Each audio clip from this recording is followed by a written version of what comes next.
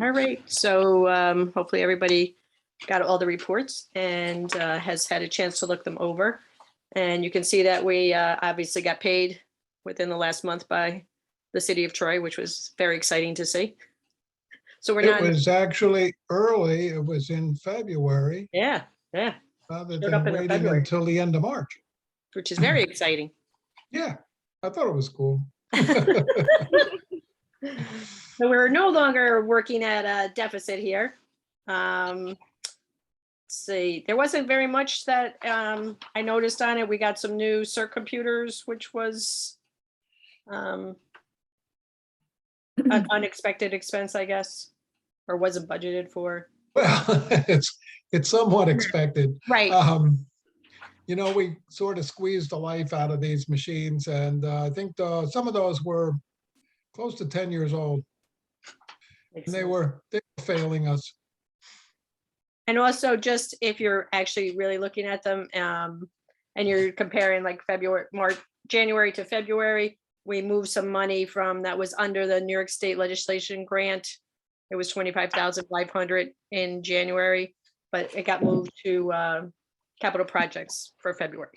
So if you're kind of trying to like make things add up, it was just a little switch there, just a reallocating of the money, so to speak.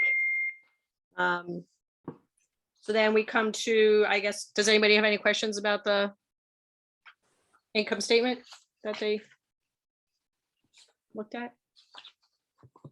No? Okay. And then the credit card is only $586, and it doesn't seem like there's anything untoward in there. It's just, it looked like the largest expense was the hotspots renewal. And then they're doing that. We had all of $5 for the seed packets for Lansingburg, but that looks like a great program. Very excited about.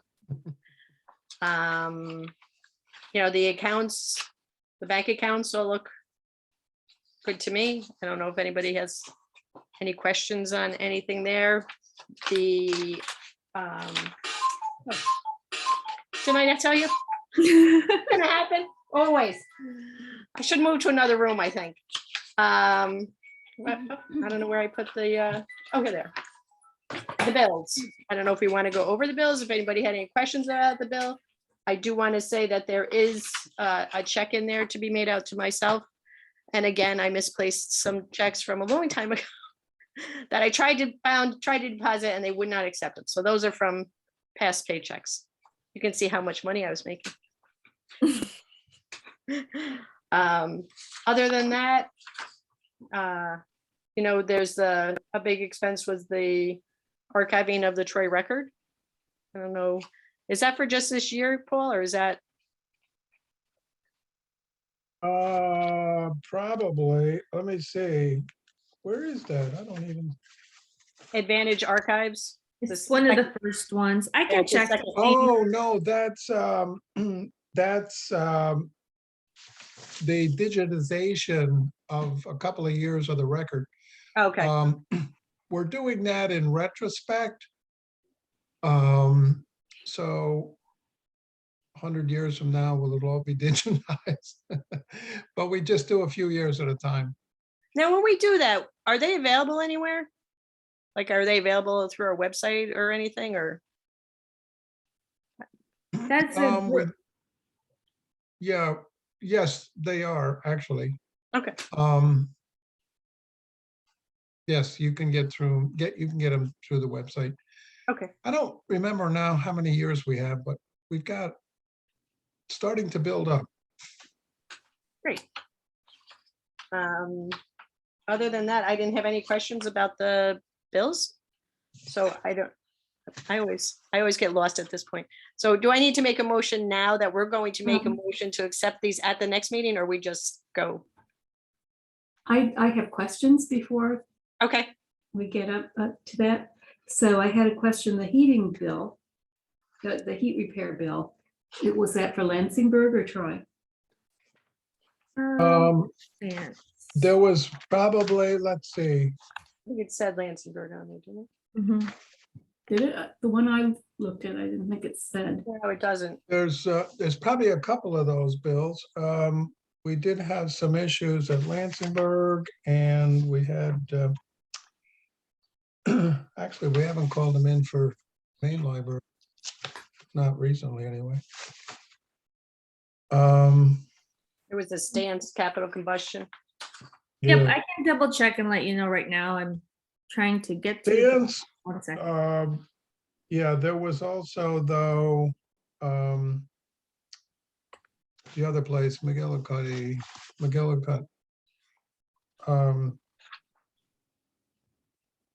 That we had a bill for Lansingburg, which is, they cover the controls for the heating system there.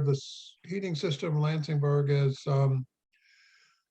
fairly bizarre. It's a dual system where part of it is hot water and part of it is forced air. A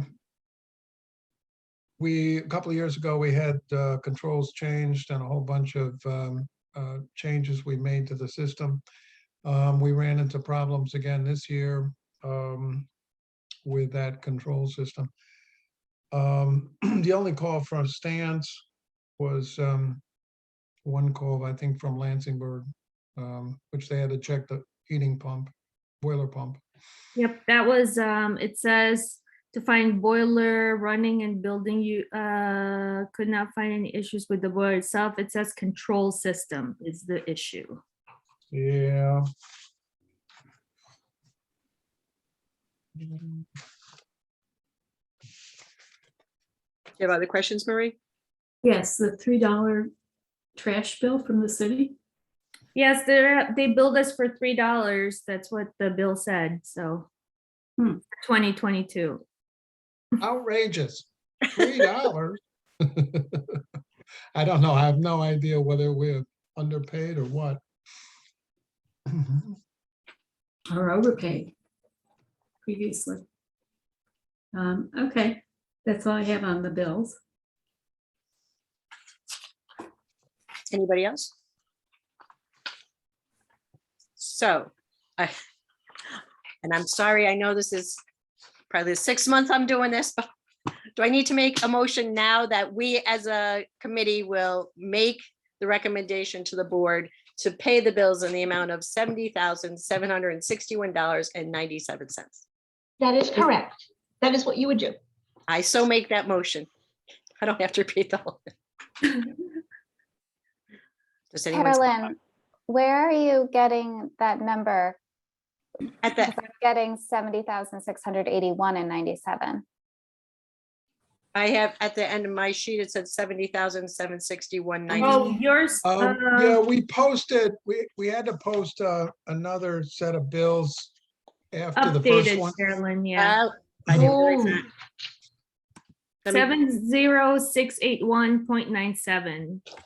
The last one. 70.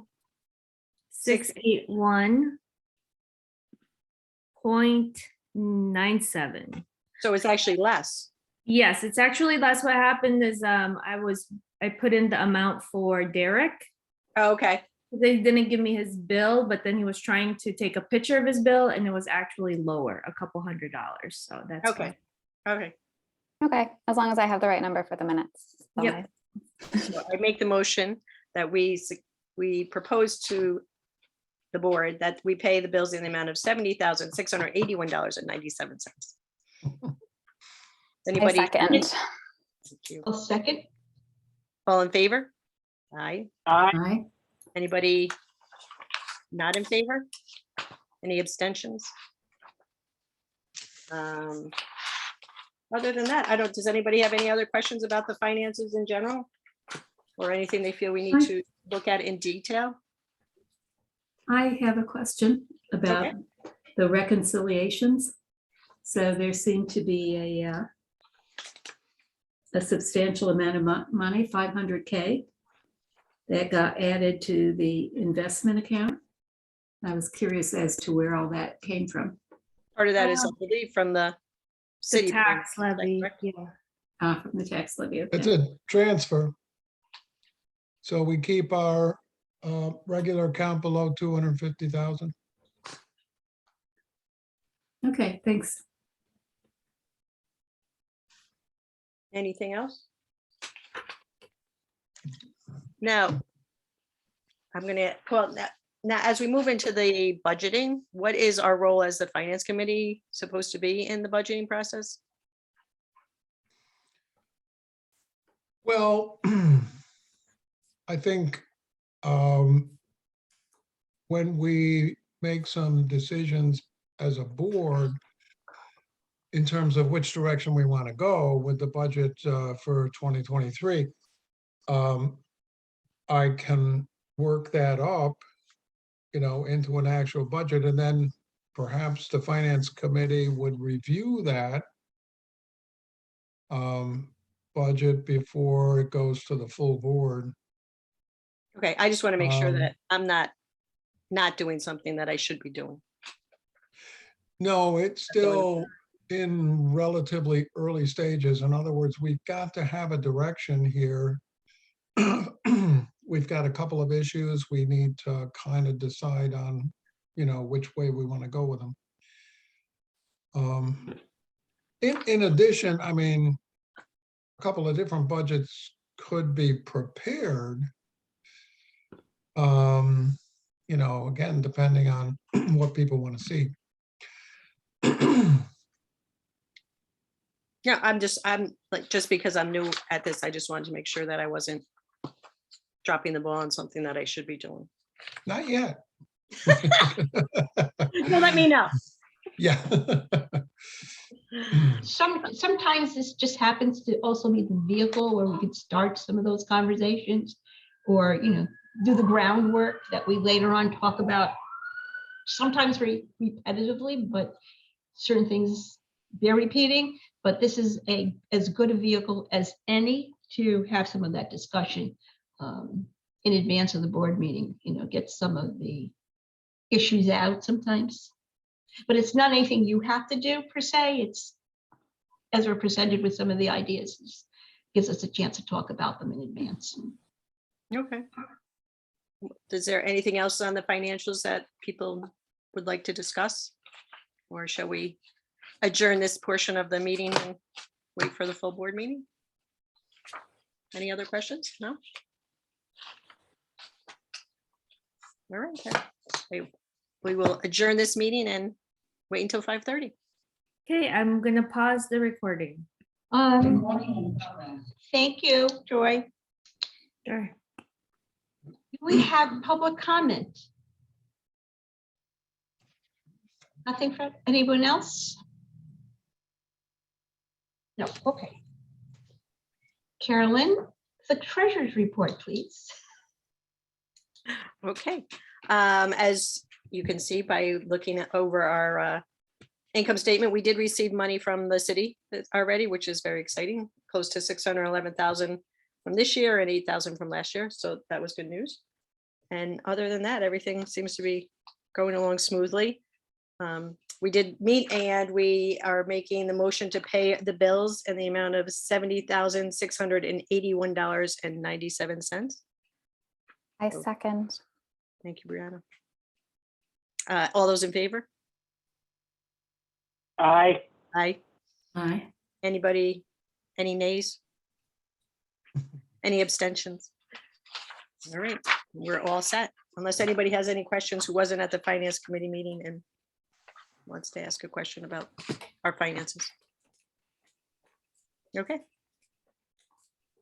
On to- And now, our consent agenda. We have the minutes. We do have a building committee report. An admin committee report might not be in the Dropbox yet, but it was sent earlier today. And then there's the Upper Hudson report and the president's report. Do I have, is everything going into the consent agenda? Is anything getting pulled?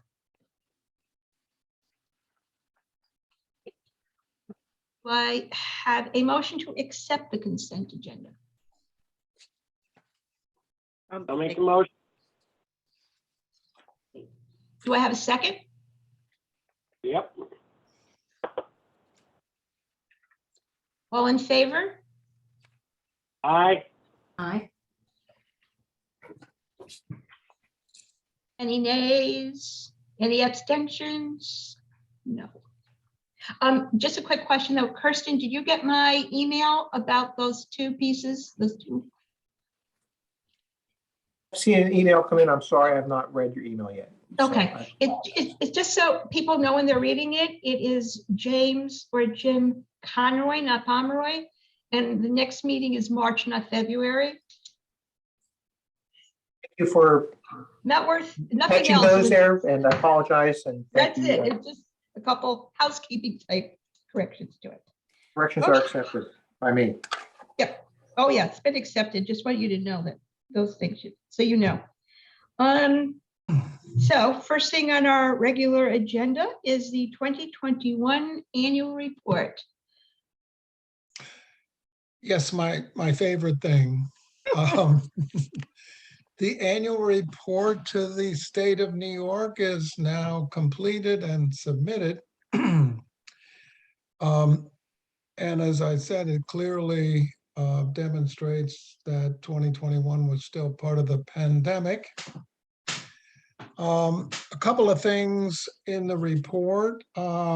It's interesting, the print collection size increased only very slightly, but the electronic materials increased by 48%. Now, those are materials that are owned in common by the 29 libraries in Upper Hudson system. I think over the past 2 years, people have put more resources into those materials. So that's reflected in the annual report. Library visits predictably increased in 2021 because in 2020 we were closed for almost 3 months. So we had no visitors.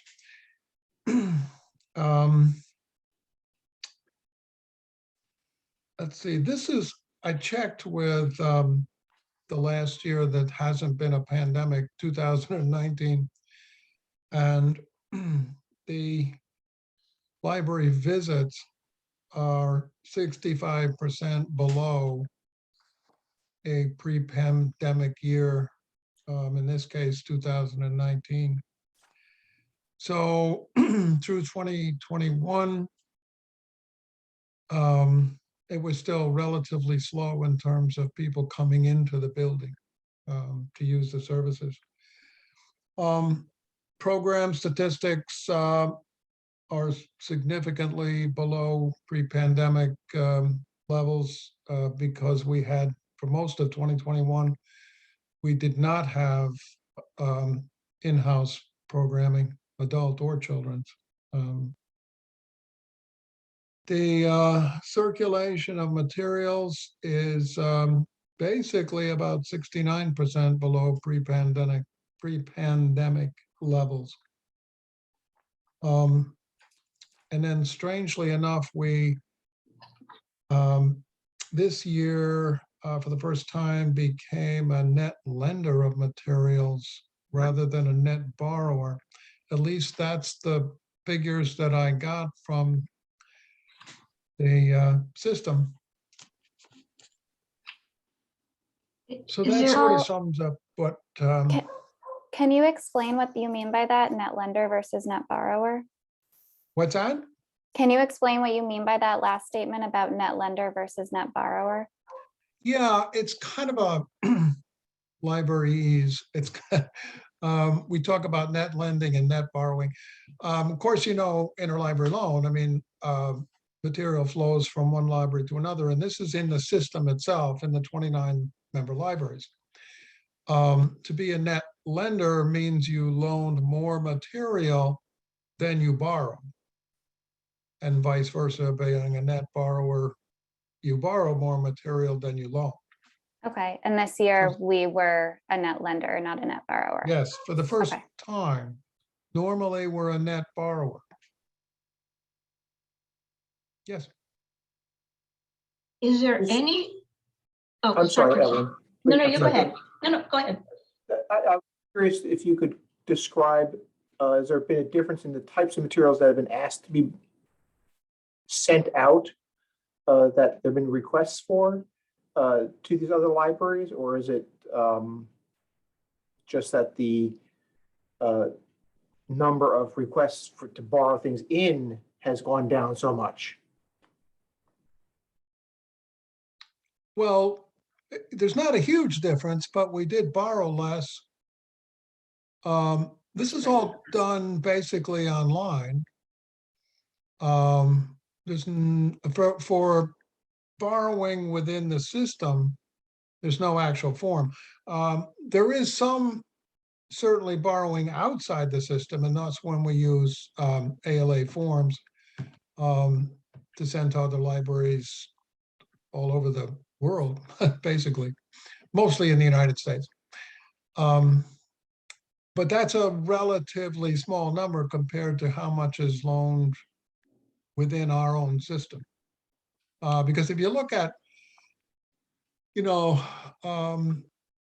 you looked at the catalog for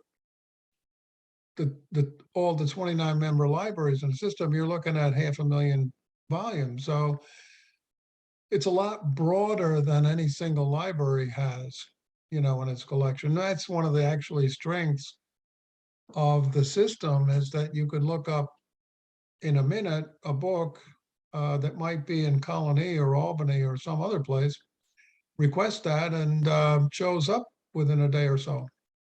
So anyway. So are you attributing the fact that we're a net lender in more that we borrowed less, not that we really lended more? You know what I'm saying? Because we had fewer people coming. It didn't look like it, but I didn't really compare those figures exactly with, pre-pandemic figures. But they don't look dramatically different. It's just that it turns out that we loan more than we borrow. People mostly borrowing hard copy books, or is there some All particular sorts of subset things. that? No, everything, every possible, like DVDs or whatever.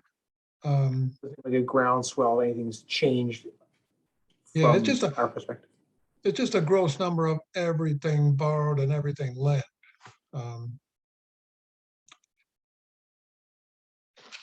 So there's no theories on why the shift, because, you say it's the first time I've ever seen that happen. Yeah, it was sort of a surprise to me. I thought I did it over about 100 times, figuring I did something wrong here. There's something, but there it was. I don't know. No theories. No theories. No, not at the moment.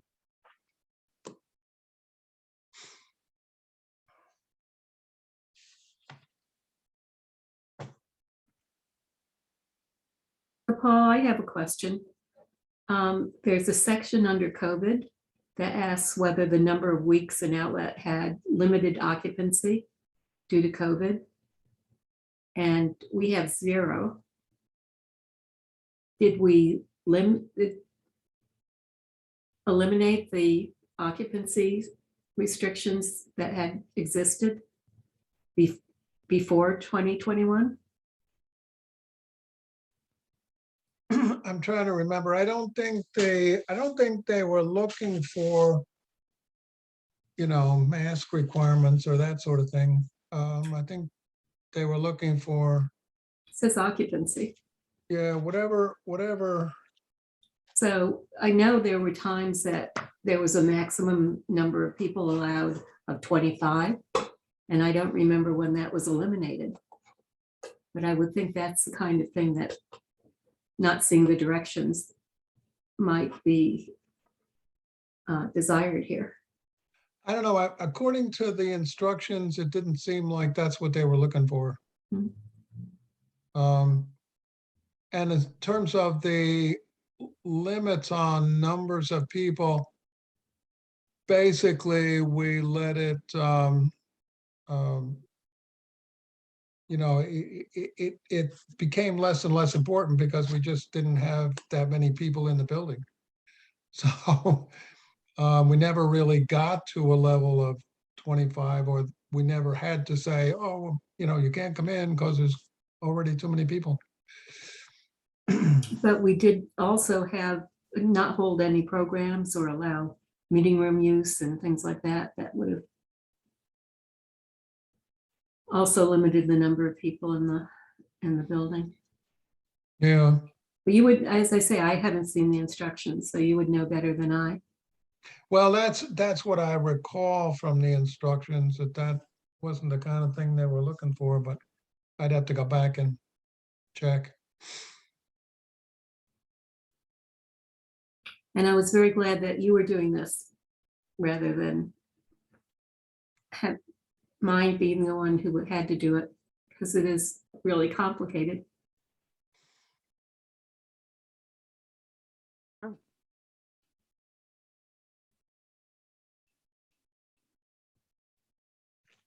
there any other questions? Well, is there anything else you want to tell us about the annual report, or what goes into it, or how you go about doing it? I'm sorry, about what? About, is there anything else you would like to share about the annual report? Obviously, we could see what goes into it because we've got a copy of it, but if you want to talk anything about how you go about it, anything, just so we all know. Well, it's an interesting exercise every year. We have several people who work on it, including Joy, who does the financial parts. And then I get information, of course, from Young People's and from Reference, and we put it all together at the end. And there it is. Do you know if Upper Hudson's already submitted the total package yet? Not yet. Not yet? Okay. No. Because all these, every libraries go to Upper Hudson delivers it to the state. And then it's put in something called bibliospec. Sure if that's the right name, but. And Kirsten, did you see my email I sent you? In a few, I'm not sure which one you mean. The one where I said that bibliostack is correct, that I was looking at an old salary schedule. So that number, Okay. that 42,401 was correct.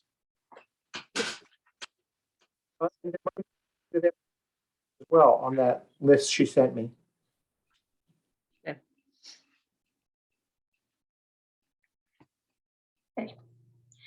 All right, in that case, so nothing else on this. Paul, do you want to talk about our new staff members? We have one new staff member. Rachel Ciantarelli, who will be taking Amy's place in the Young People's Department. Paul, can you spell that last name? I couldn't even pronounce it before. We had to ask. I mean, it's not the Italian pronunciation, but anyway, it's Ciancarelli.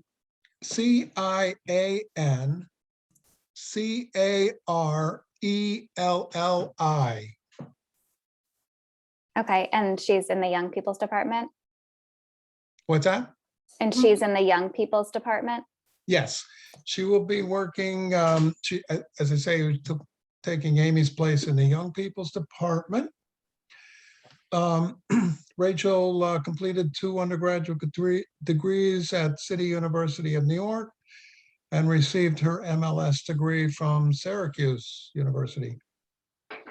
She has some public library experience, and she has some school library experience. So we welcome her to our, she is also proficient in German and ancient Greek, if you ever need a translation of the ancient Greek, if you get a letter that's really old, I don't know. But anyway, Right. Then I'd like to make a motion that we approve the hiring of Rachel, and I will not try to. It is Giancarelli. Giancarelli. There you go. To our staff. Is there a second? Second. Aye. Okay, all in favor? Aye. Aye. Any nays or abstentions? No, okay, great. Well, Paul, we get to talk about budget issues again. aha, Might as well Well- start this one. yeah, I was thinking of covering a little bit about the staff or the salary issue that I had in my director's report. Did a little analysis of what salary information Carolyn has so far. Not by myself. I had other people helping. I just give credit where credit's due. Well, I know, but it's a coordination that's important. Okay. did. It is clear from what I've seen here on this report that we're a bit behind other libraries of similar size in New York State and behind most of the libraries of similar size in the Upper Hudson District. It isn't, however, the same percentage across the board. For example, the average for librarian one in this study so far is 49,951 annually. Ours is 42,401 annually. That's a difference of 17.8% in salaries for librarian ones. The difference, however, for librarian two, the difference is only about 9%. The average starting salary for library assistants is quite a big gap here. When you look at, that average of 30,353 as opposed to our annual salary of 24,697. So that's about a 23% difference in salaries for library assistants. The average salary for a library associate it places us about 21% behind these libraries. You have to remember one thing about this too, though, is that our full-time equivalent is 35 hours a week. It's probably a little more common in some of these libraries to be 37.5 hours as full-time. So you're looking at slight differences in that respect. So the hourly rates, but the hourly rates are still significantly different in every classification.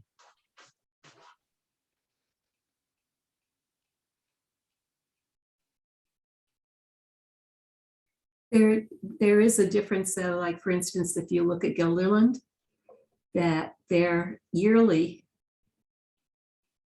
salary is higher, but the hourly is actually a little lower, which I would think is explained by the number of hours worked in the work week. Yeah, sometimes that's a factor, so to take it into account.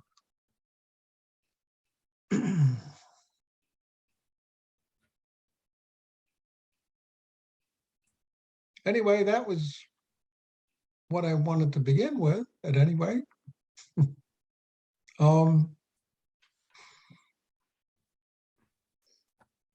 Had any suggestions at this point?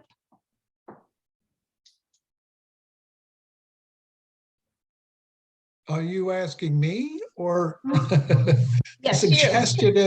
The suggestion is we probably should do something about it relatively, soon or as soon as we possibly can. I think it's fairly, we have to take a closer look. As I said, not all the classifications are that different. So I would have to do a lot more figuring in order to come up with a new salary schedule. Is But that gives something you an idea of where we stand, at this point. And Is there that may be something we would more. implement this year, Paul, or would that be not until the next budget pass? The longer we wait, probably the higher that will contribute to staff turnover Right. and will contribute to, well, there's two things, staff turnover, but there's also, excuse me, availability of staff when we go on the market and try to hire people for particular positions. We're not as attractive. No. So we don't have a large number of people applying right now.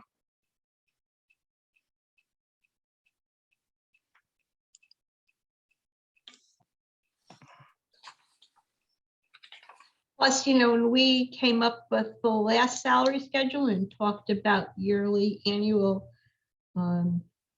visitation of the salaries, that was part of the thought process that we would do a prevailing wage survey, at least every 2 years. And then look at the salaries and compare them and deal with that schedule. So this would be the year.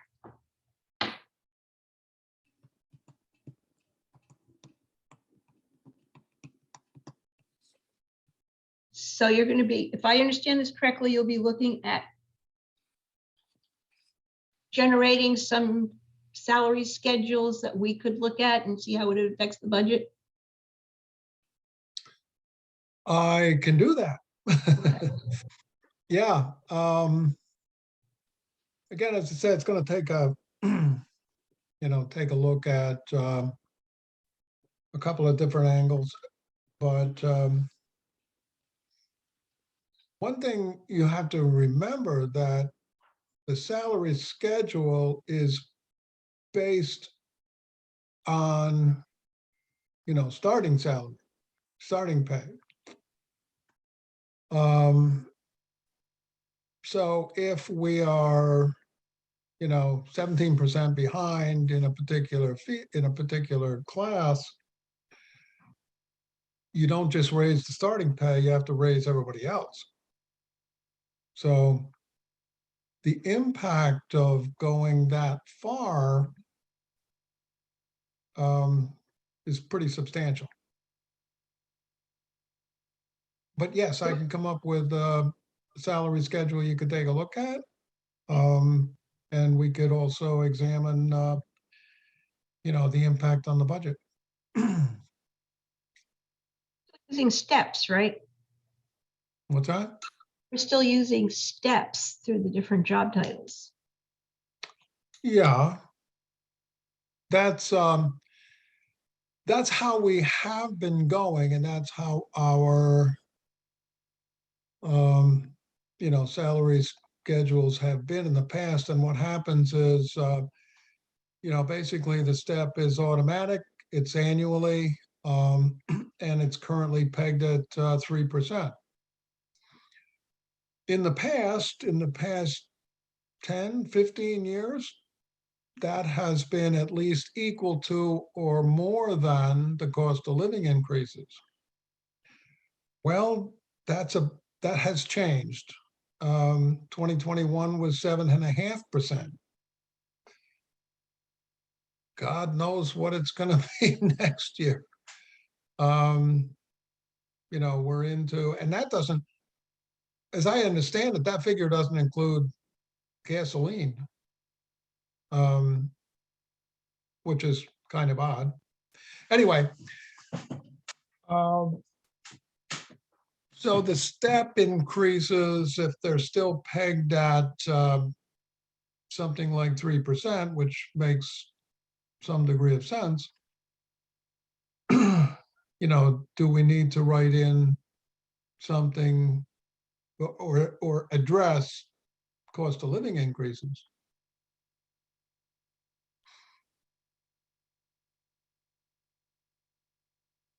So I can, again, put together a salary schedule based on the same kind of thing we've been doing, although with, you know, basic overall increases.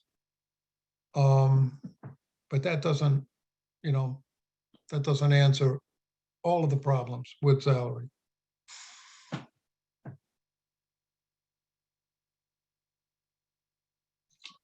So in the instances where they don't give both an hourly rate and a yearly rate, is it possible to get the number of hours in the work week? Well, yeah, but we can just use their hourly rate.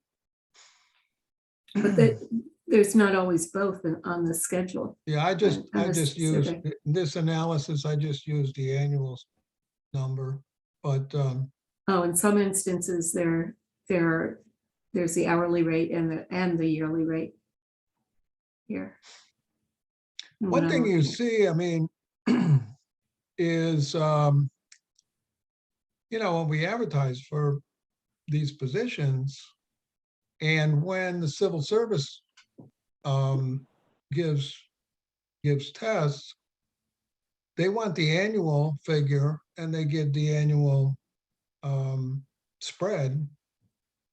They don't, so, and that's basically, in some of these positions, that's how we advertise them. Generally on library assistants, we advertise basically the hourly rate.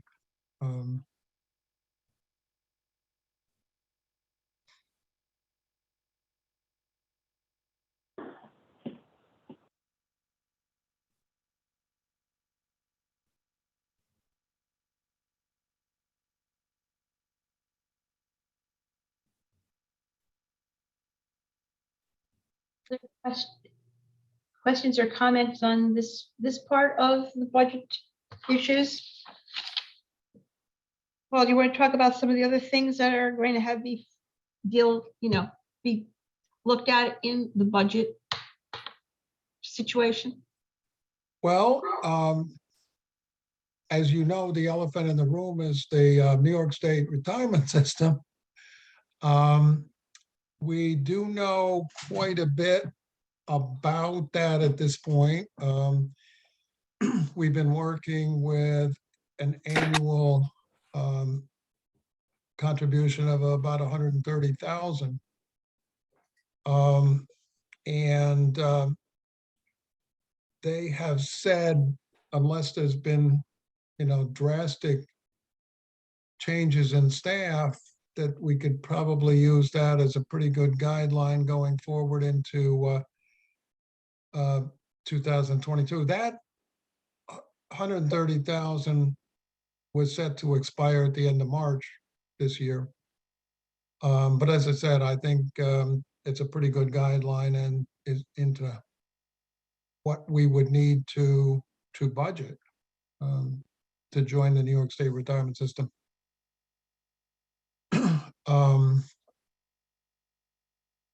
So I think, you know, that's a fairly large amount to throw into your budget.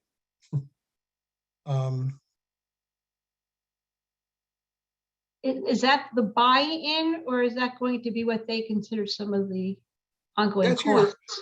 That's your whole cost for the year. That's the buy-in plus the makeup, you know, so that's just a total of it, the whole cost for the year.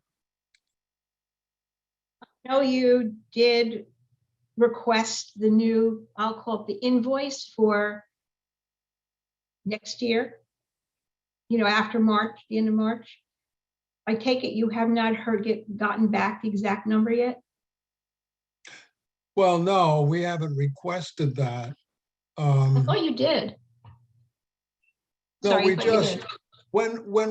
when we contacted them, they said basically to use the 130,000 number, you know, at this point. You know, unless the board decides they want to do this, and we can then, you know, get the bill.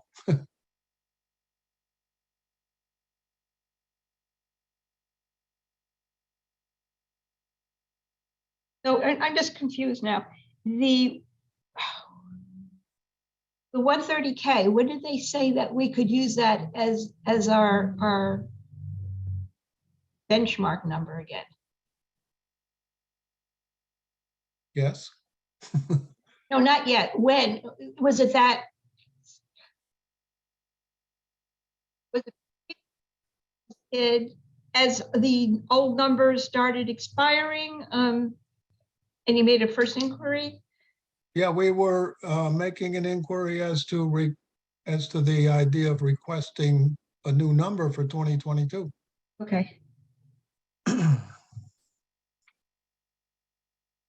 Paul, does that include, or how does that break down? The 130, does that include the buy-in and the amount we need to pay in, or is that just a one-time figure, or will that be our yearly contribution? Basically a yearly contribution, and yes, it includes the whole package. So the whole package is that's there was like 90,000 or something like that we had to pay to buy in. Are they breaking that down into several years? Yeah, I don't have that breakdown in front of me. But- I believe the 90,000 was the yearly contribution to put. Yes, I have the letter in front of me and then it was But 37. there's still a other yearly. cost involved. For example, the makeup amount, and I've forgotten again all exact figures. It's 37,742, they said, Yeah, for the yeah, makeup. I don't have that. I don't have those figures in front of me.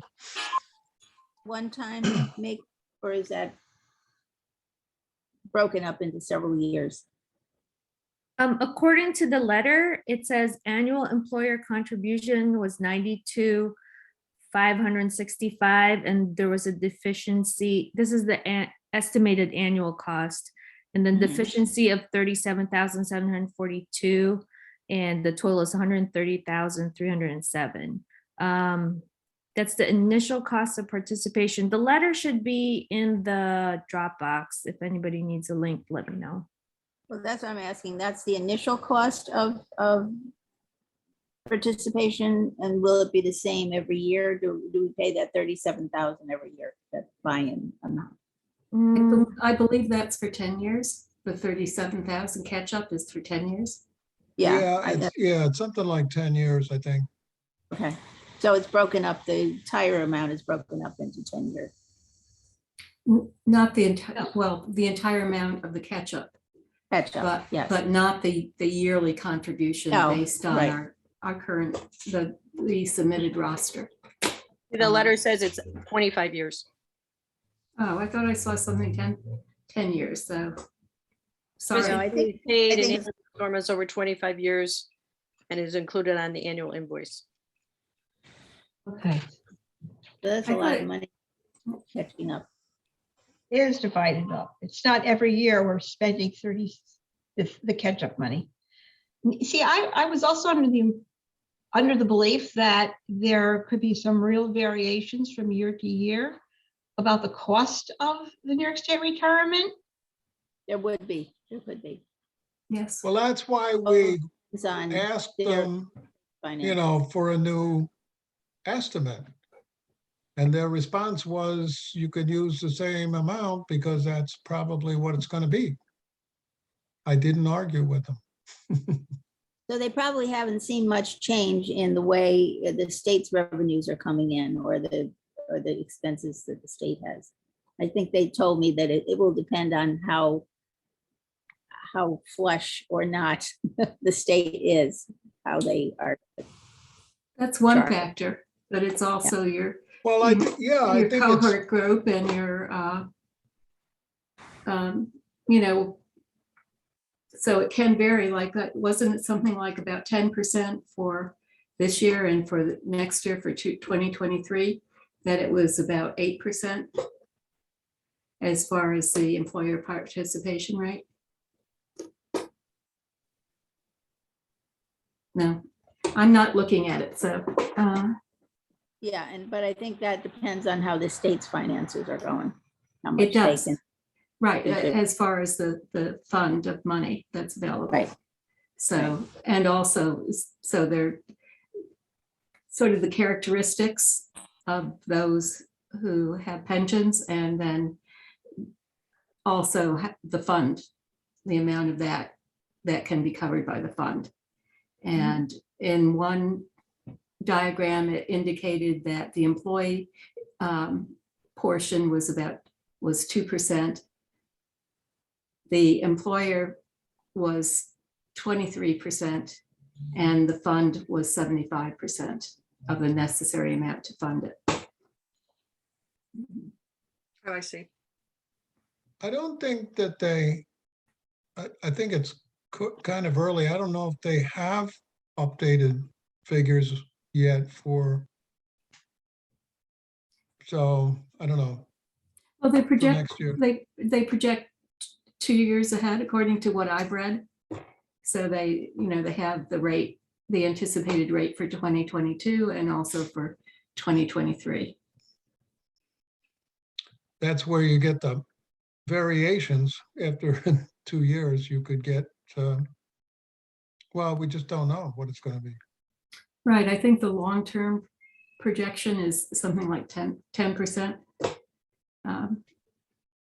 And then it can vary a great deal from that in either direction.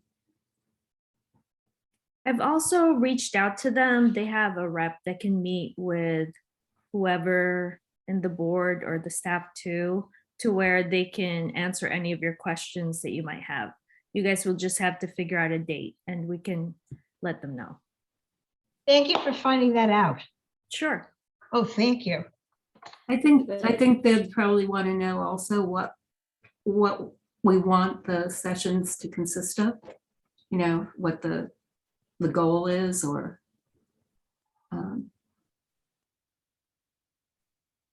I figured you guys can come up with whatever you want and then I can just reach out to them with the dates, etc. You know, the more we've talked about it, the more questions we have about this and how it compares to TIAA. And, you know, questions about TIA and how we can negotiate that contract too. But so does that mean that there should be a session with Tia Craft too? As well as with the New York State retirement system? yeah, I think that's always been the plan. Or the path is from both of them. So we can compare and contrast. So should we should we send some dates? Obviously, the sooner the better. That would be great. Yeah. If there's Yeah. some dates and times that you would like to meet, I can forward that and find out. Okay. And we've talked about, would they be willing to come? I'm not sure how to phrase, more than once, because I know staff's been interested. I know certainly, and maybe just my perspective, that staff should hear some of the things they have to say too, as well as the board, you know, board members. Absolutely. Yep. I don't know how often they'd be willing to come. If we should be separate altogether. Yeah, That's I'll just let you the- guys decide the that's- logistics and then, okay. yeah, and then I can reach out to them. I'm sure they're gonna meet with us virtually, so I'm sure they can meet with Well, us. it would be a public meeting. Okay, Well, it could be, but isn't there informational meetings do not always need to be public meetings? I guess. I think there's there's a clause in the idea of what a public meeting is. It's not a decision-making meeting. Not a committee meeting, it's informational. You know, the Yeah, last well, time I I looked at the open assumed it would meeting, be a public meeting. Let's put it that way. the last time I looked at open meeting law, it looked different than what I remembered, so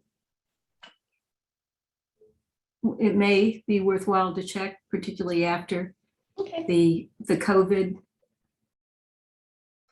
allowances.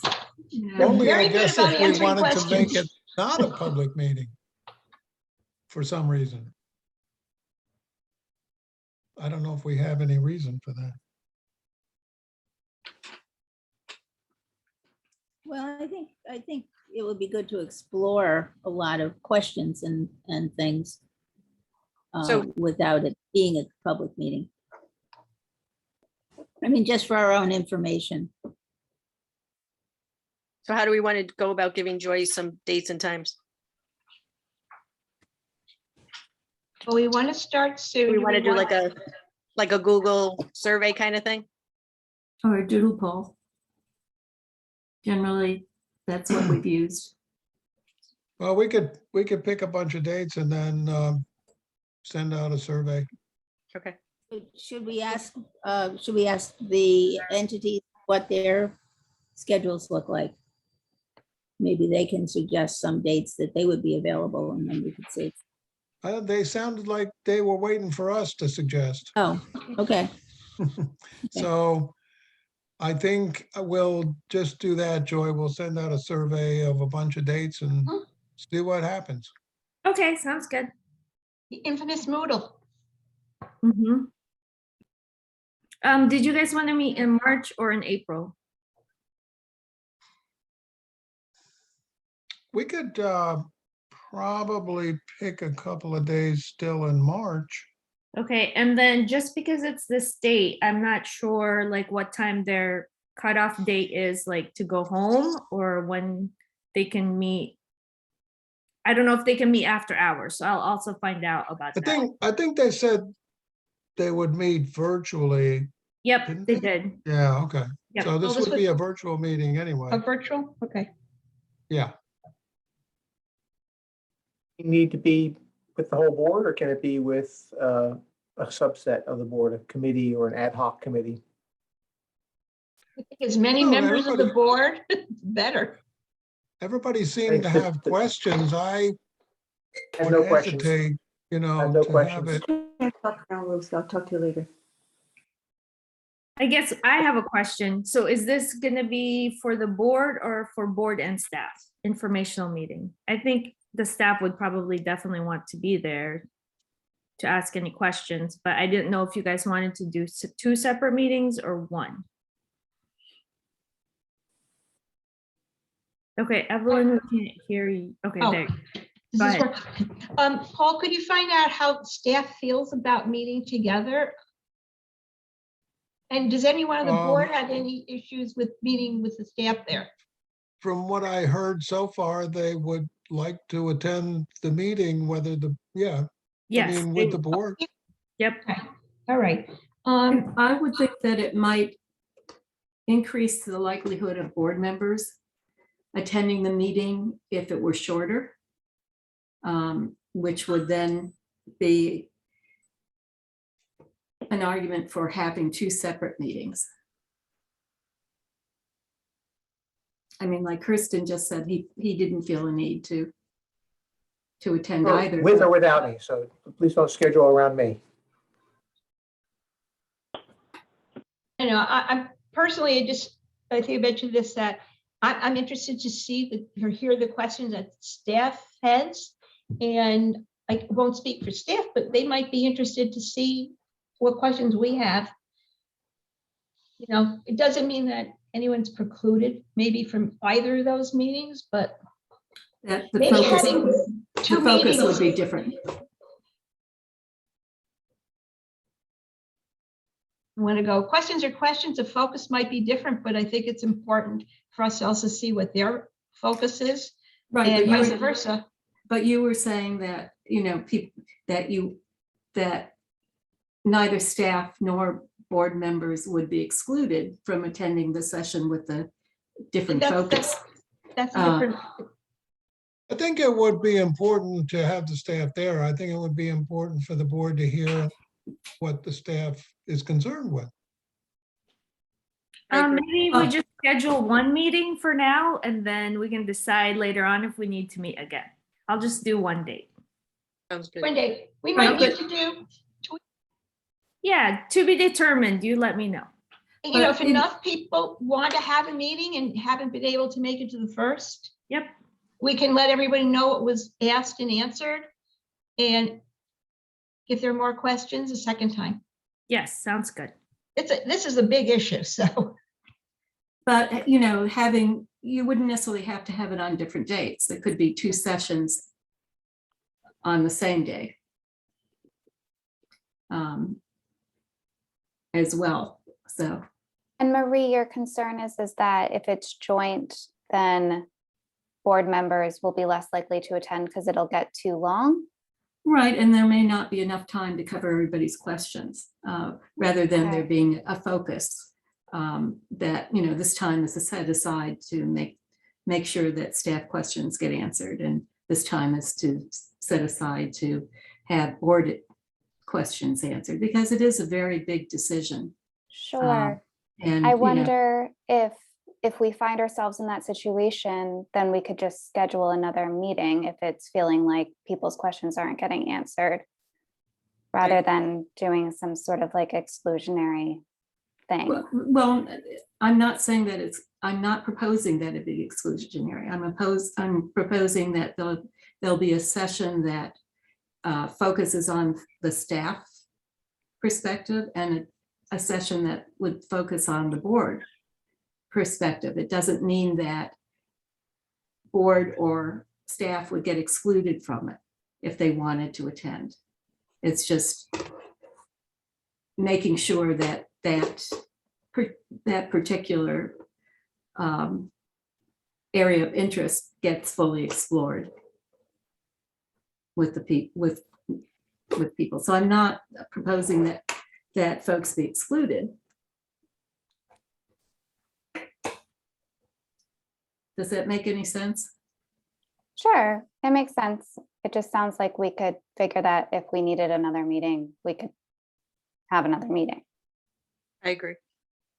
Well, that, Yes. and that would entail more time on people's behalf, but.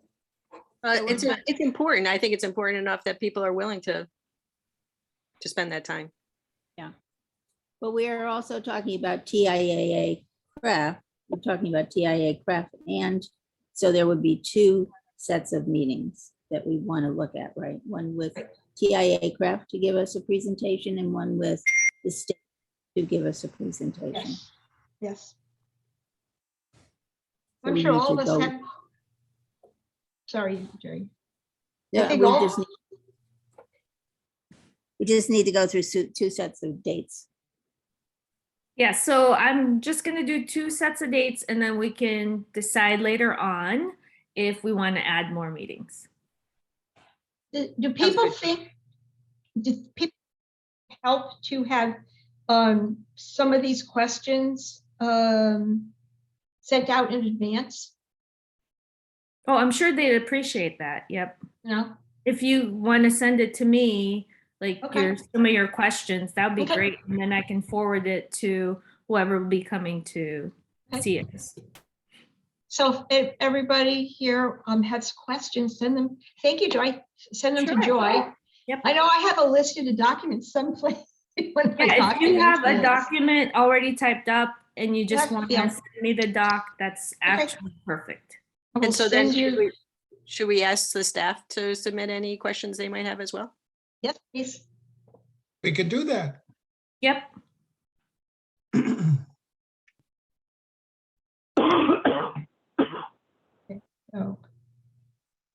So those are certainly 2 of the big questions, salary and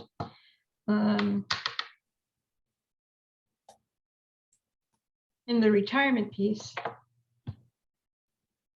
Now, Paul, I'll go back to you for at least a moment. Any other areas that you want to talk about that will be impinging upon our budget discussions? Well, yes, as a matter of fact, I think we have to be aware of the health insurance issue. And especially this past year when we were looking at, what was it, 11% increase, something like that. Which pushes, family plans pretty high.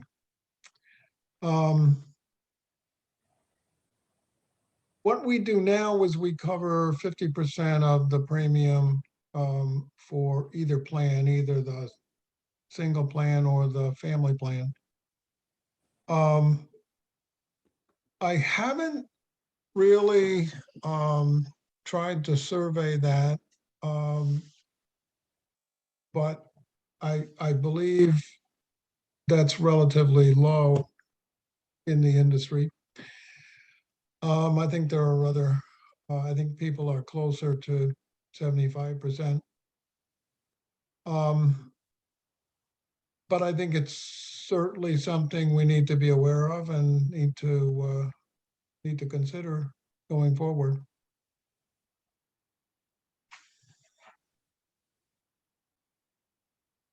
Well, and might there's be- also in that those figures that you were mentioning on inflation apply to the other areas of the budget as well, like materials and so forth.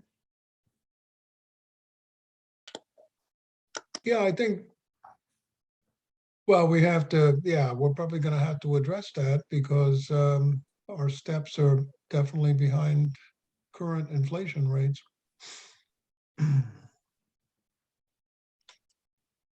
Now, this might be the perfect time to bring this up also. Marie, Keith, and I worked on a questionnaire, a staff benefits questionnaire for the staff to fill out. It is A, in the Dropbox, and B, I did send it to, we sent it to everyone today. I don't know if anyone's had a chance to look at it. Great to meet you. We drafted it, the finished draft went out today. It was in the last pieces today. I'll ask now, does anyone have any thoughts, comments, reactions to the draft questionnaire at this point? I thought it looked good. To I put the link to the questionnaire in the chat if you want to just go straight to it and you haven't had a chance to look. Carolyn, Carolyn, did you pick up on the part that said ask I Carolyn? saw that. about Ask this? Carolyn, could you find this better? I know what you're saying is that. Sorry. Well, I know that I had asked that question as to why people stay with the library, considering that we're behind other libraries. And you've listed off a number of items, and flexibility was one, but I Yes. don't remember some of the other things that you mentioned, and also exactly what you meant by flexibility. So that's why that says ask Carolyn. Well, for You can think about it. I'm gonna have to. I know, it's just a matter of like, yeah, if you need time off for something, or Troy is very generous in that instance of working around your schedule, working with you. That's kind of what I meant with flexibility. Would be like personal time flexibility? Right, like if you need to leave early someday, or you come in late, or that kind of stuff. I mean, Troy's a good place for that. You need to go pick up your child somewhere or something. Or you decide you want to work virtually only.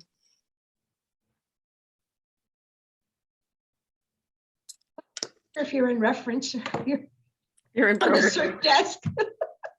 Can't do it from the CERT, no. If you create your own job. Look out, but you have to send me an email. Okay, anybody else had any other comments at this point? Think it looks fairly, I think it would be useful, to get that kind of feedback from the staff. If parking is really a high priority, we'd have to buy a lot. Work in Lansingburg. Yeah, work at Lansingburg. They got parking. So I'm just a Buy question. a lot, build a library over it. So Was as there, that- That's in there more because we didn't want to make any presumptions about what was important to the staff. so are they supposed to put 1 to 5 on every one of these, or are they supposed to pick the 5 top? The 5 Oh. top. So it's not clear? I thought it was for every one you put a score, a No, grade. the idea, Ah, the idea is, okay, good to know. the idea is that it's a lot if you have to rank all 10, 1 Okay. to 10 or whatever. So by just having to choose 5, let's say, that makes it easier than having to rank more. Okay, so we need to reword that. If we had 2 people reacting to this, thinking that it was rank order each one, then maybe rephrasing it, pick your top 5 choices in rank order. Okay. Number 1, Overall, Highest. all items or all 11, 10 or 11 items, whatever. now you're thinking, but Marie, I thought the idea was to just pick your top 5 and not. Right, rank out of order the each 10, one. out of the 11 items that are Mhm. listed, what are your top 5? Right, I'd so almost pick your prefer to- top 5. What, Keith? I'd almost prefer to just let them rank the whole 11. We'll get a more complete picture. It's just a matter of being clear about what your expectations are. Either do one or the other, but right now it's unclear if you're looking for a 1 to 5 score on each item, or if you're looking for pick your top 5 out of all the items below. So I think you just have to clarify that so it's consistent in terms of response. Okay. So I guess the first question is a consensus on whether or not we should have people rank order all 11 from 1 to 5, or pick your top 5.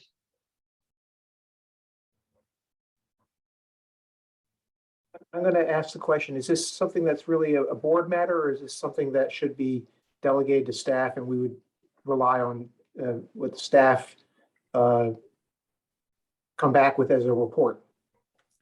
Better if we give them clear instructions Well, from and the I think- get-go.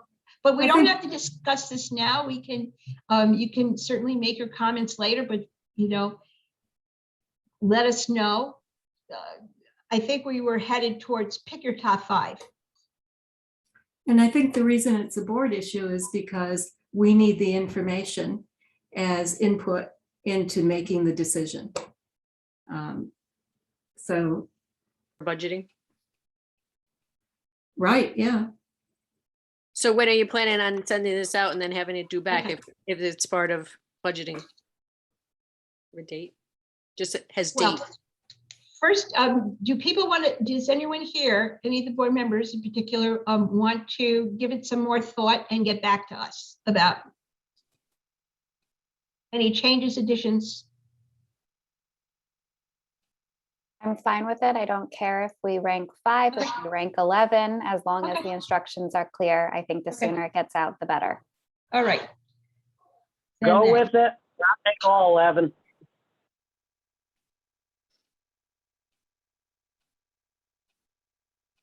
Okay, so this is Tuesday. We'll make sure that everyone has a chance who, as part-timers come in too. And let's see, please. I think we can figure out a date when it has to come back, and like say within the next week or 2.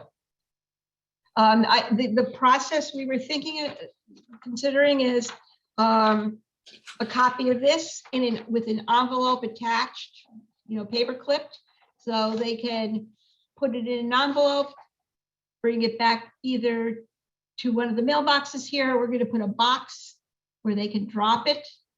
The envelope will just say staff benefit survey. And then we can open them up later and read what's said. Hopefully that makes sense to everybody, but I'll fix that. We'll fix those directions, clarify it. People going. Thank you, everybody. So are there any more thoughts, comments, whatever, on the issue of budget issues?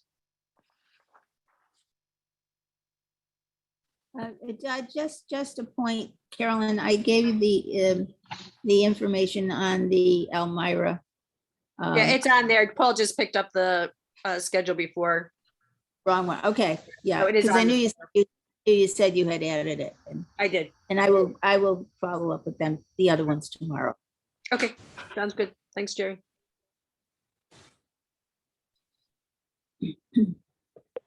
I think we're good on this for now. Paul, director's report. I pretty much covered everything. Couple of things I didn't cover yet. Based on the latest CDC recommendations, we have changed the mask requirement from masks being required to masks being recommended in our buildings. We have completed the cupola project at Lansingburg.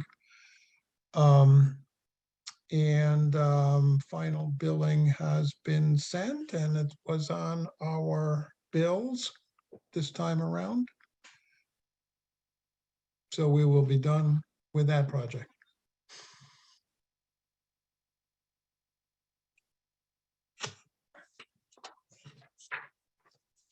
Right. The rest I already covered. Yep.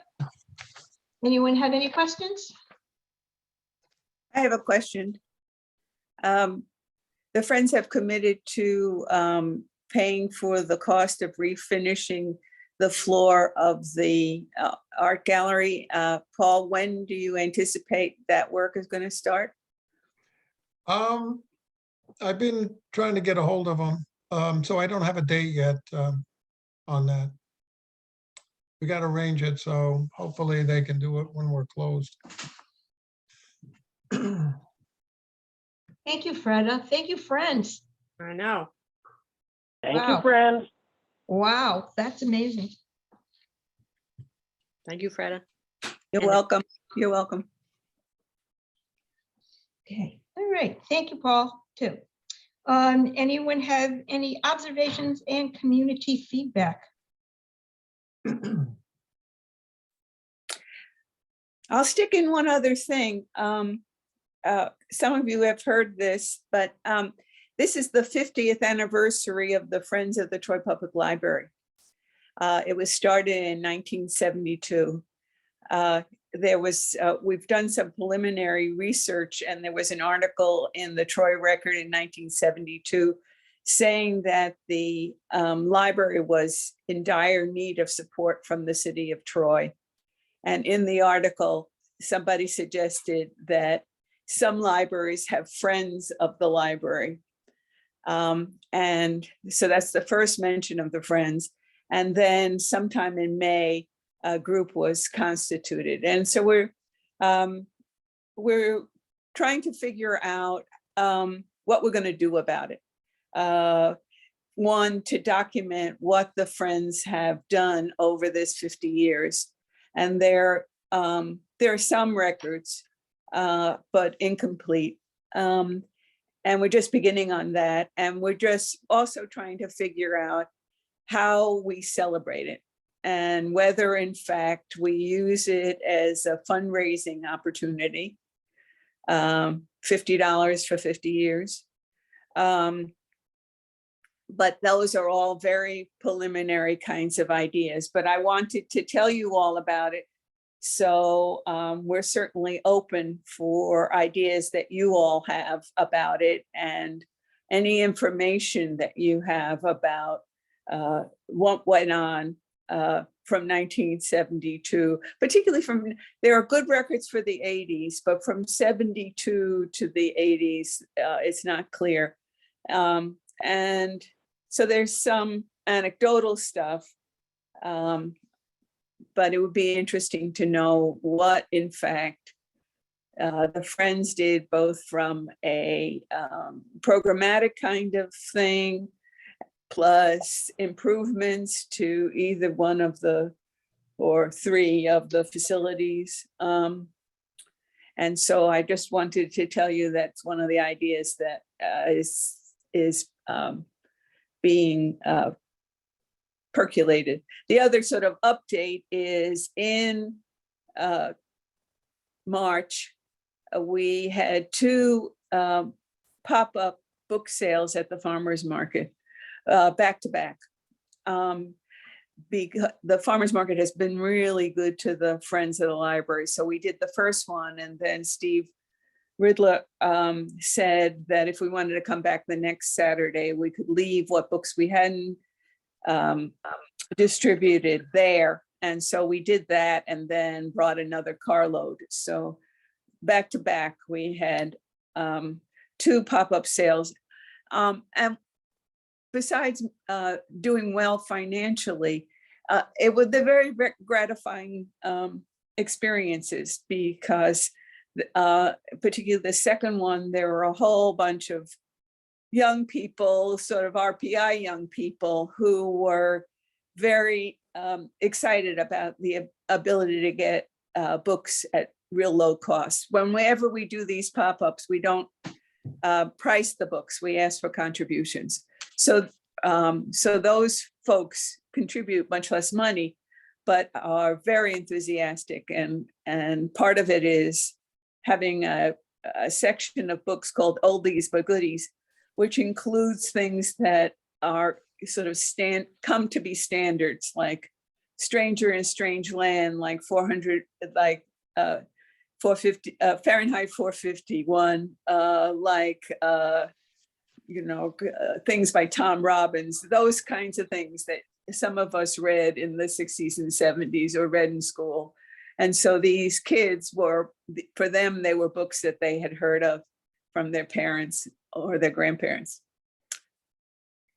So just catching you up on what we're doing. Yeah. Any questions? It sounds like fun. It sounds like it was a good experience. It is fun. It's fun. You're right, Jerry. It's fun. Thank you. The other thing is that you all know it, but I said that was the last.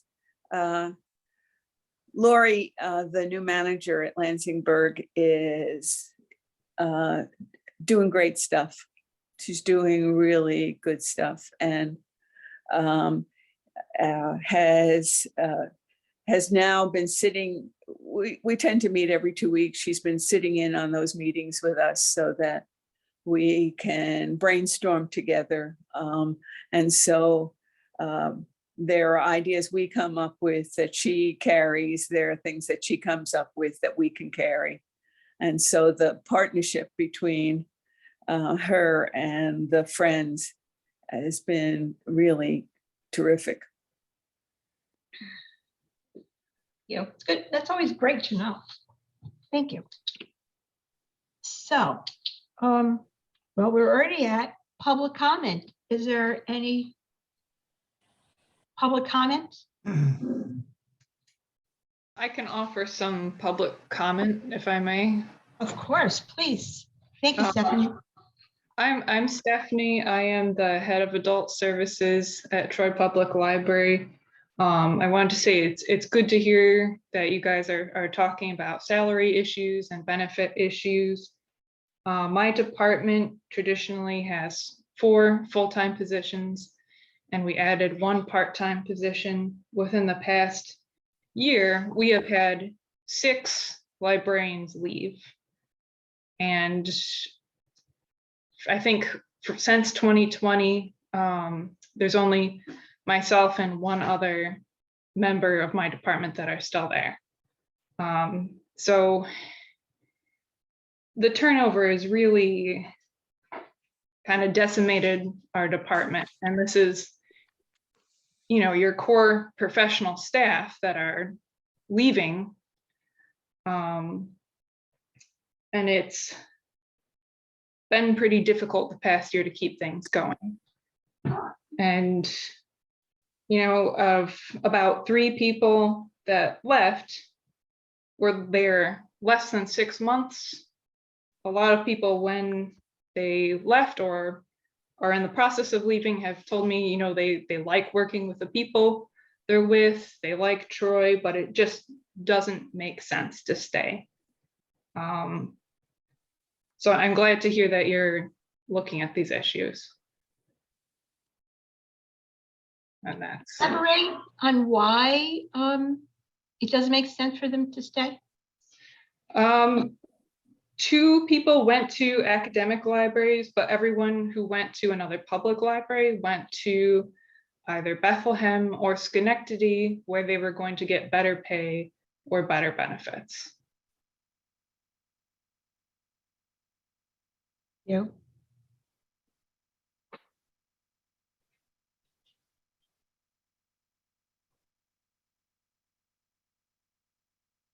Yeah, I just want to add that, thank you, Stephanie. I just want to add that Stephanie's been doing a job under a lot of stress and a lot of pressure, and she's still doing a great job for us. And, you know, it's really appreciated at holding together what we have left.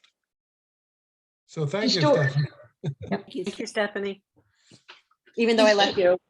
I was going to say, she's doing more than one job now. Getting to wear many, many, many hats. I didn't even count you in that number, Carolyn. She's getting paid less. She's paying for this. It's the other way around when you're on the board. So Evelyn, I seem to have missed the old business, new business. I'm very sorry. I skipped right over that. You're right. Oh, okay. I thought it was Nope, that on. was me. Nope, that was me. I wrote over it, so I didn't see it. Old business, new business. Was the public comment finished? I just didn't want to have the meeting adjourned before I.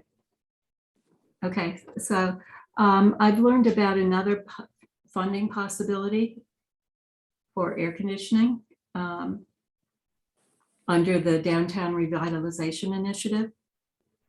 And it has to be submitted by April 1st. Oh. So there isn't a lot of time. I think, you know, it's worthwhile pursuing because you won't get the money unless you ask, essentially. So I wanted to bring it up at this board meeting. Do you have some very specific, like, information or forms or whatever has to be done? They're under the Downtown Revitalization Initiative. Right, Yeah, but Troy City website. I thought- don't have them, you know, it's just, that's where I saw them. And one of the things was that they have to be submitted by April 1st. Right. I thought there Okay, was what? something. I mean, I'm sorry, I didn't get what grant this was. The Downtown Revitalization Initiative. The city got $10 million Oh, okay. to use on projects in the downtown, which is actually extends to an area including the library and then moves upward into North Central. So they're Yeah. asking for applications that to be submitted by April 1st. This is not the same thing as the American Rescue Plan that we had discussed previously. This is a different funding source. And I'm not suggesting that one or the other be done. I think both should be applied for. Yeah, I've been looking at the ARPA grant, which is going to be a little difficult to fit into, but I think it's possible.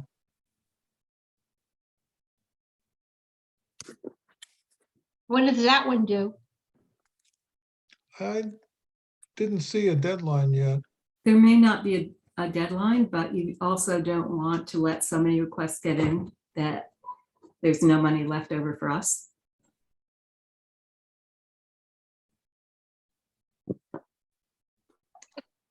At the try one too. The try one? I'm not sure what you're referring to. You said the one that's on the downtown initiative? I'll call that the try. Our website.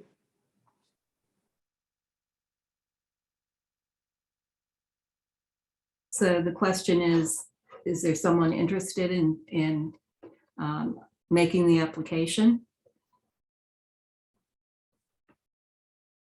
I know we've had people who've worked on grants that are on the board.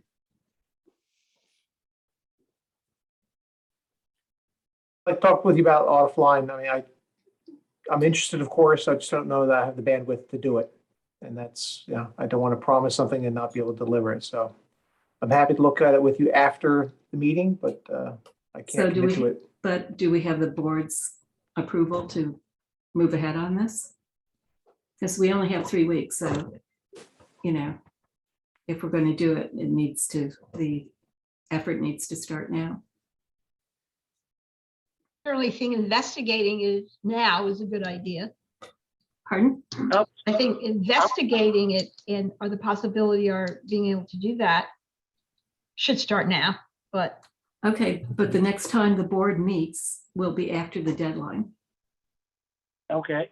So I think that we need the decision as to whether we should attempt this today if we're going to do it. I think so.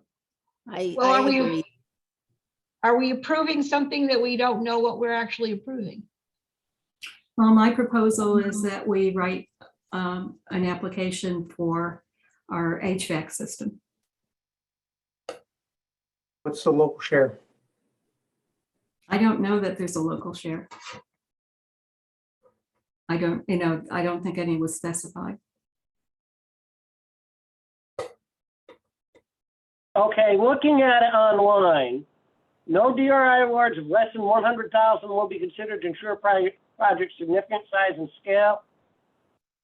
Private or local match will not cover more than 40% of privately sponsored project costs, except as described following session decarbonization. However, projects with significant leverage may be more competitive for funding. More stringent restrictions or requirements may be instituted by the LPC. Ineligible activities. Non-capital projects are not eligible for DRI funding, blah, blah, blah.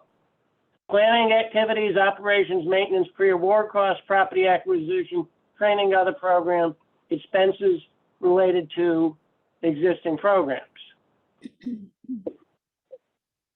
Catalytic potential, the project will have a significant positive impact on Troy by attracting other public or private investment and creating momentum for downtown revitalization. Project readiness, they want us breaking ground within 2 years.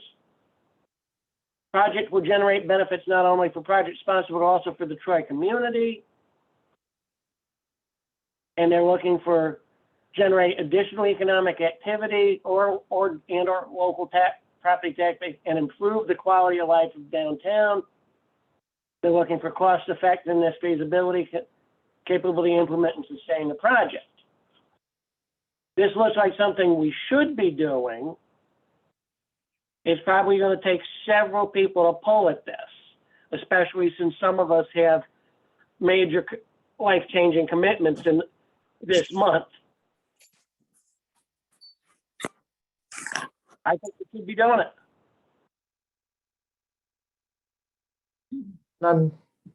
I'll ask the question, if we get a grant, if we're awarded the grant, it doesn't mean we have to accept the grant. We could decline the grant. Is that correct or is that incorrect or is that not done? This is the first time for this particular type of funding. So I don't know. I will say this, other agencies I've been involved with, I've seen them, I've seen local governments decline grant funding after it was awarded. You don't like to do that though, but. But my question is if we can apply for the grant and then bring it back to the board and say, this is what we've applied for, and then let the board respond to it and authorize accepting the grant, if we should be. Okay, the thing where we'd need some help with is preliminary cost and funding estimate. Well, we have that through the HSR though. Agreed. Oh,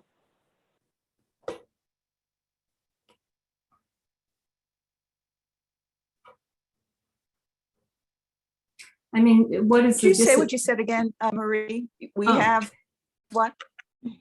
We have estimates through the historic structure report that was done. I mean, that's one of the reasons that we did it, was to position ourselves to try and go after needed funds. But what is the downside of this? There's an upside to it. What's the downside?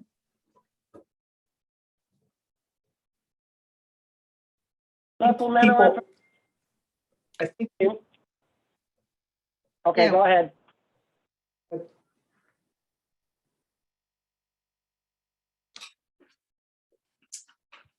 One downside is that people's time and effort goes into it. It will require substantial time and effort. that's a downside. I think that's a reality of life. Mhm. I think But- what I'm hearing from other people is perhaps a reservation to authorize us to do something that is not being fully explained to them. And I am hoping that perhaps we can get authorization to apply for the grant from the board, with the caveat that we'd come back and review the grant and the conditions of the grant before the grant is accepted, should we be chosen. Because I think it doesn't make sense to apply for the grant. And I'm on this here, I just don't know that I can commit to doing it all on my own. And so that's my personal reservation on it. But I think I'm hoping that the board would be supportive of us applying for the grant without committing the board to a financial commitment that they don't understand yet. Come back and get that approval before accepting the award. And I So, think, when we got the CFA, that, we still had to approve accepting it. Oops, I'm not hearing We you, can do that. Kristen. I would work with you on it. If nobody else wants to do it, I just feel that there may be people who are better grantsmen than I. I think a lot of this we've got and can really plug in. I may not be the most persuasive person because of the type of writing I do was more technical. I think we got most of this and can plug it in. I think you're right, Keith. I don't know that it would be that complicated since we've already got a lot of the figures, et cetera, and specifications. Again, I'm sitting here looking at the application on my screen right now.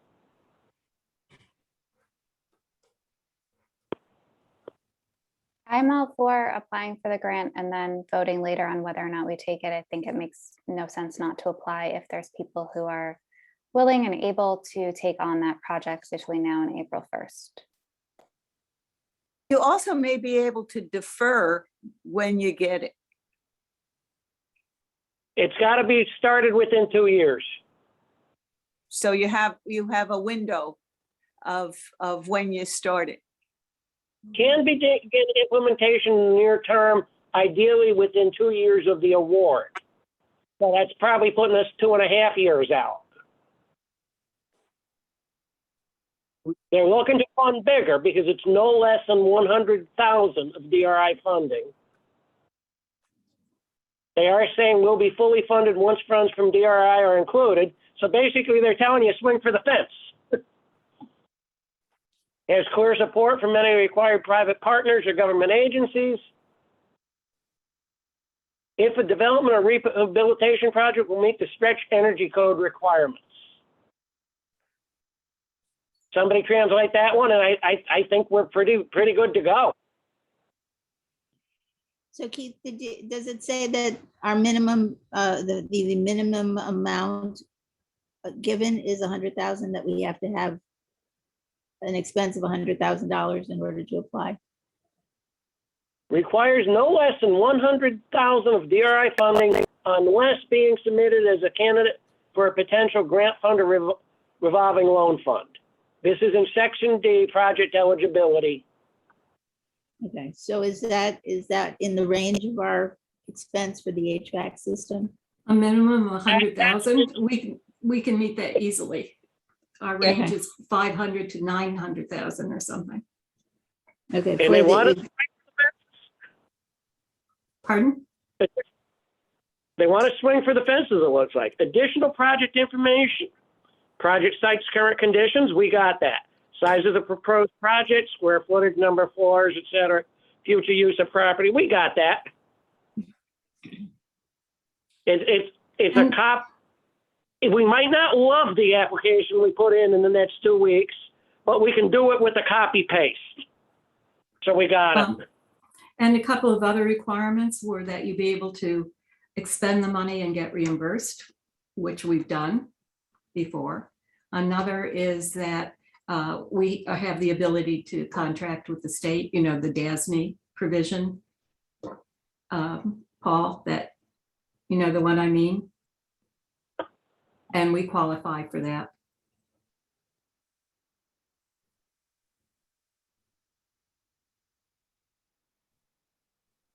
I'm not sure Paul heard me. What's that? Another provision that I noted when I looked at it was that one has to be qualified to contract with the state. I don't know what the No, we are. and the library has that. So it's for Yeah. bigger organizations, not the little guy.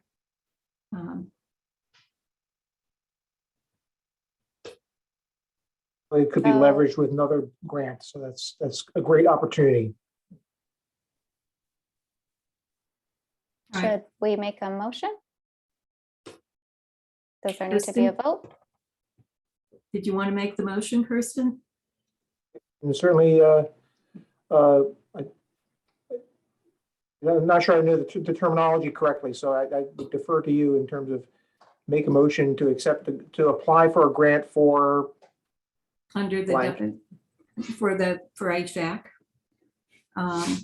under the Downtown Revitalization Initiative. say, HVAC and associated cost. Right, like you might want to throw in a roof.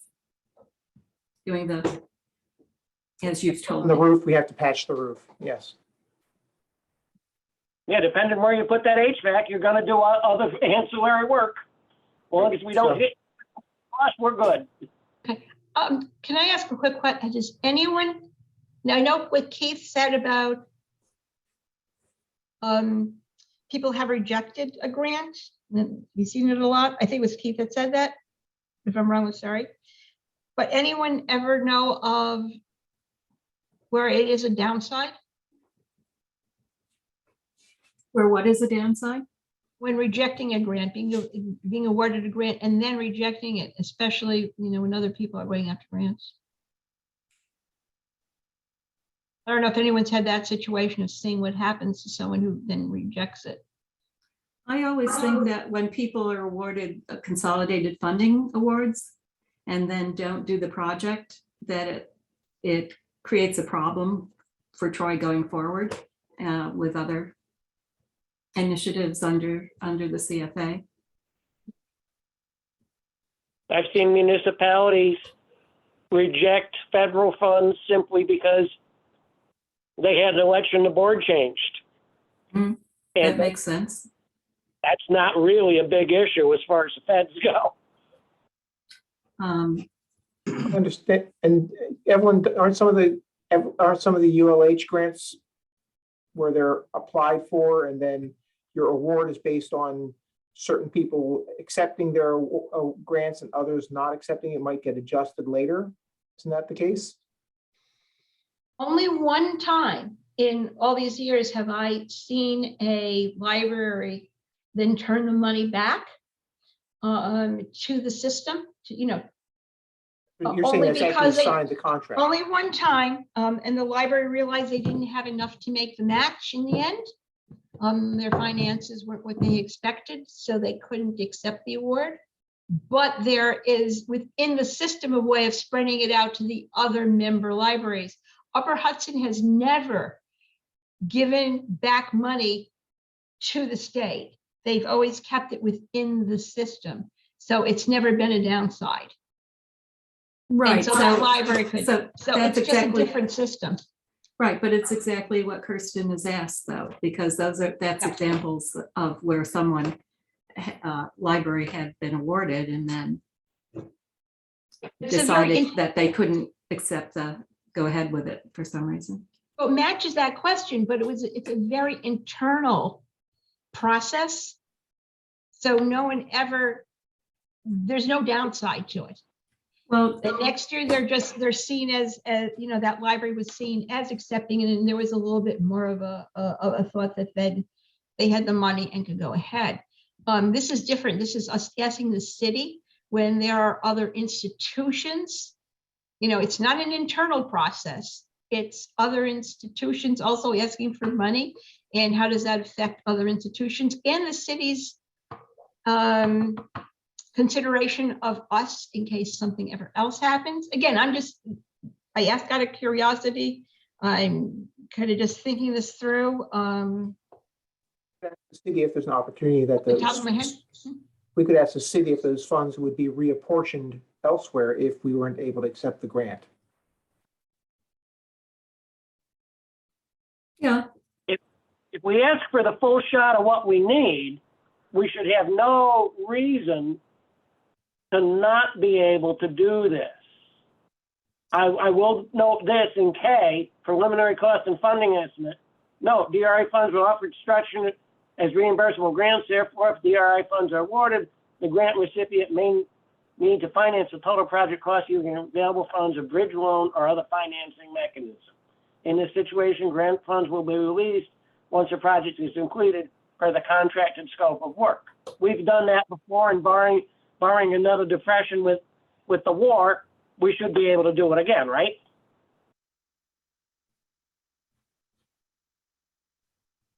and also would the city think that would it reduce the city's confidence in us that we say, hey, can we turn this back if we can't do it?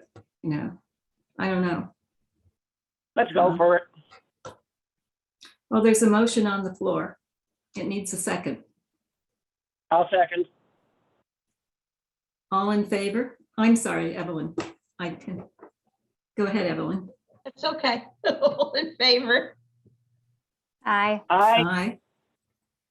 Any nays? Any abstentions? Sorry, that's going to be me. I'm just a little bit more concerned about saying aye at this point.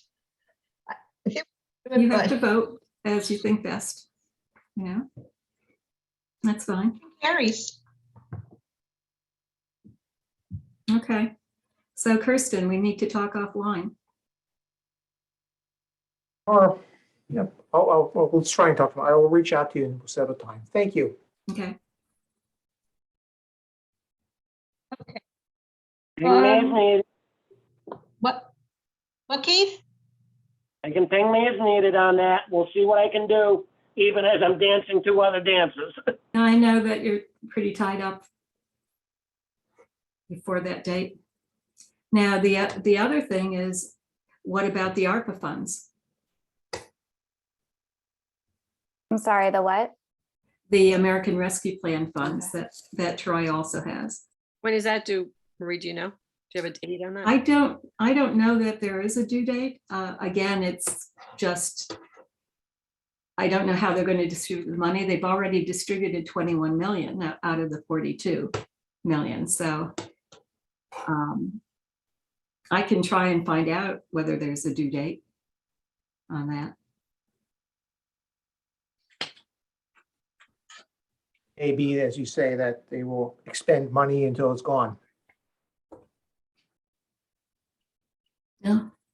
Yeah, I didn't see any due dates, when I was looking. The application is still there and Hmm. Well, And it's a fair amount of money. has, Some of what we're doing for this grant we just voted to pursue may be of use to plug in ARPA stuff. I think that for the ARPA, it may not be as demanding because I think they're looking for things that like a neighborhood might do, or, so that the application might not be as demanding as for the downtown revitalization initiative. and are you thinking, Marie, that the ARPA, you would be an HVAC would be the basis of that grant as well? I can see a justification for HVAC under both of them. The Okay. justification would differ slightly.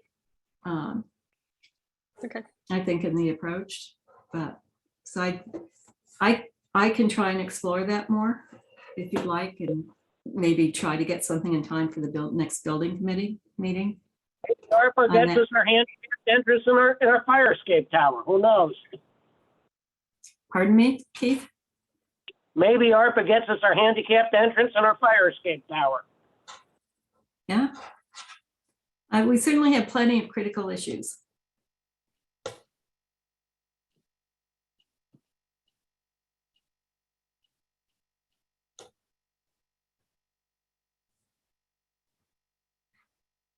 Money is- let's go for it.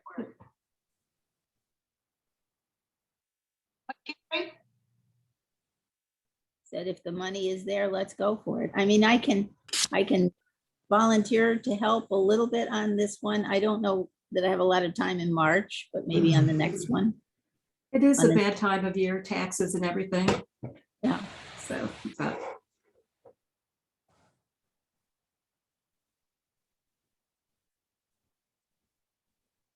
thank you, Jerry. The other old business, new business?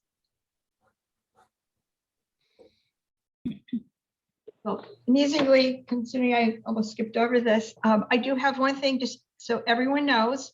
Work is still being done on what I affectionately call the future planning process. It's not on this month's agenda, but we'll be back in April, going through some more technical pieces so we can actually discuss it more efficiently.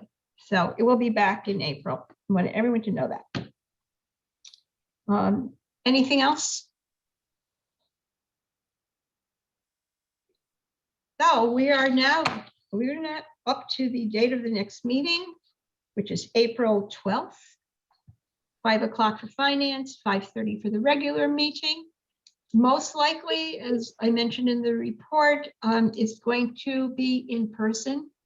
The belief is that the virtual option is not going to be renewed after March 16th.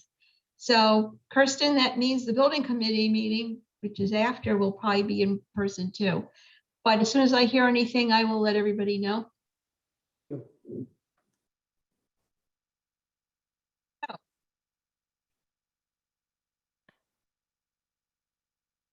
And I just wanted to say that I will be revising what I sent out for the administration committee meetings based on Carolyn's comment that it's actually, the deficiency is actually over 25 years, which I thought originally, and for some reason I thought I saw something that it was only 10. So I'll update that and send that out. Thank you. So in that case, I'm going, anybody else? I'm going to make a motion that we adjourn. Do I have a second? I second. Yep. All in favor? I, Aye. And I don't think I have to ask for any nays or abstentions for this one. So thank you, everybody, for being here. Thank you, everybody, for participating. And see you at the next meeting, if not before. Bye all. Bye, have a nice